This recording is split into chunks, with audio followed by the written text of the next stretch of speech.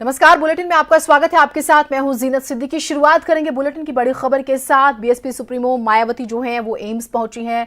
आपको हम लगातार जानकारी दे रहे हैं कि पूर्व वित्त मंत्री अरुण जेटली की तबीयत जो है काफी खराब चल रही है। उनका हालचाल जानने के लिए वो पहुंची हैं। सुबह तमाम नेताओं ने अरुण जेटली का जो है वो हाल जाना।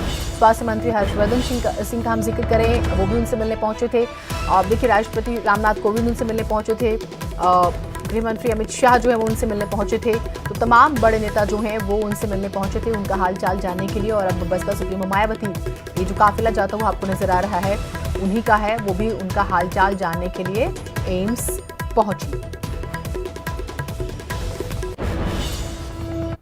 खबर लखनऊ से है, जहां बीजेपी प्रदेश मुख्यालय में यूपी बीजेपी की अहम बैठक जारी है। प्रदेश अध्यक्ष स्वतंत्र देव सिंह की अध्यक्षता में हो रही बैठक में संगठन चुनाव और विधानसभा उपचुनाव की रणनीतियों पर चर्चा हो रही है।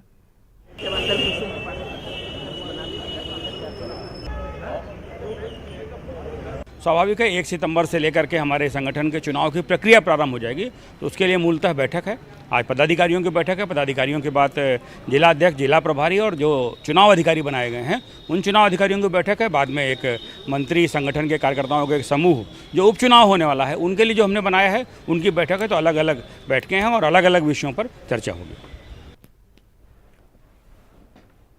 तो अलग अलग बैठकें, अलग अलग विषयों पर चर्चा। कल दिल्ली में मीटिंग हुई थी, यानी कि आप इसे सरल शब्दों में समझे तो कल दिल्ली में होमवर्क डिसाइड हो चुका था। बाई इलेक्शंस आ रहे हैं, कैबिनेट विस्तार की बातें हो रही हैं, तो उस लिहाज से रंजना जी हमारे साथ, हमारी सहयोगी लगातार सुबह से जुड़ी हुई हैं, अपडेट्स हमें जो हैं वो दे रही। रंजना जी, क्या कुछ अभी की अपडेट्स आई हैं? जीनत, अभी बैठक चल रही है। बीजेपी के प्रदेश अध्यक्ष और महामंत्री संगठन सुनील बंसल सहित पार्टी के सभी महामंत्री, प्रदेश उपाध्यक्ष, प्रदेश मंत्री सभी मौजूद है बैठक में। और बैठक अभी चल रही है, पहली बैठक है, इसलिए सबने वेलकम किया है प्रदेश अध्यक्ष का। और बैठक शुरू हो गई टाइम से, उसके बाद से अभी तक बैठक चल रही है। तो जो बैठक में ये उम्मीद लगाई जा रही है कि जो बातें हम लोग कर रहे हैं कि उपचुनाव हो या फिर सदस्यता की संख्या बढ़ाने को लेकर है, इस पे प्रदेश अध्यक्ष का जोर है कि आखिरकार किस तरह से हम लोग जो विश्व की सबसे बड़ी पार्टी है बीजेपी, उसको बनाए रखा जाए और किस तरह से जो पार्टी आने वाले विधानसभा चुनाव में अपना प्रदर्शन और बेहतर कर सके। तो इस रणनीति पे चर्चा हो रही है जीनत, और अभी बैठक चल रही है। बिल्कुल। और रंजना जी, जैसे कि हम लगातार बात भी कर रहे हैं कि क्योंकि आप वहां पर मॉनिटरिंग कर भी रही हैं, बहुत इंटरेस्टिंग ये बात है कि किसका प्रमोशन, किसका डिमोशन। देखिए, ये जो बैठक है, अब बैठक के बाद जो पार्टी पदाधिकारियों की बैठक के बाद बैठक होगी, वो संगठन के चुनाव को लेकर 3 बैठक है। और जब तीनों बैठक खत्म हो जाएगा जीनत, तो जो चीजें निकल कर सामने आएगी उसके बाद वो क्लियर होगा कि कौन कौन लोग, जो चेहरे के रिएक्शंस हैं वो बहुत कुछ कहेंगे कि कौन लोग ऊपर जा रहे हैं, कौन लोग नीचे आ रहे हैं। तो ये बात बिल्कुल सही है कि वो संकेत तो प्रदेश अध्यक्ष और महामंत्री संगठन को कल दे दिया गया है वहां से, दिल्ली से। और अब इसी पे जो आज शाम तक कुछ नाम भी हम लोगों के सामने आ जाएंगे।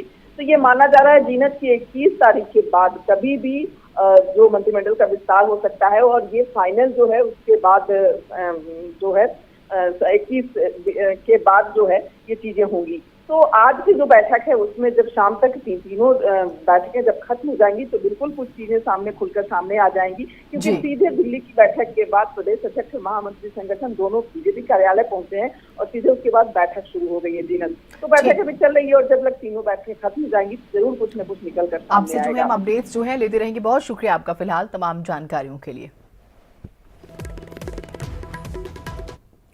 उधर राज्यपाल आनंदीबेन पटेल ने अपने सुरक्षा में लगे 50 सुरक्षा कर्मियों के दस्ते को कम कर दिया। राज्यपाल ने सभी सुरक्षा कर्मियों को राज्य सरकार को वापस भेजने को कहा है। राज्यपाल का कहना है कि इन सभी सुरक्षा कर्मियों को आम जनता की सेवा करनी चाहिए। उत्तर प्रदेश की राज्यपाल आनंदीबेन पटेल ने निर्देश दिए हैं कि उनकी सुरक्षा में लगाए गए 50 से ज्यादा पुलिसकर्मियों को कम कर दिया जाए।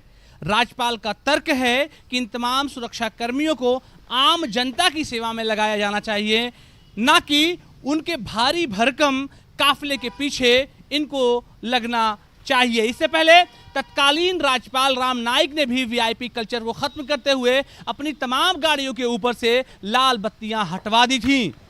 मौजूदा वक्त में उत्तर प्रदेश की कमान संभाल रही आनंदीबेन पटेल की इस कदम की हर तरफ सराहना हो रही है। कैमरा पर्सन शरद तिवारी के साथ अलाउद्दीन, न्यूज़ 18 लखनऊ।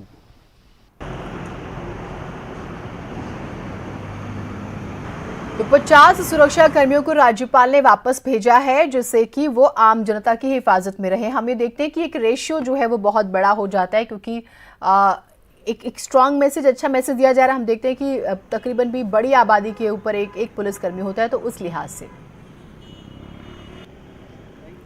और वाराणसी से इस वक्त की बड़ी खबर आ रही है, काशी विश्वनाथ मंदिर के गर्भगृह में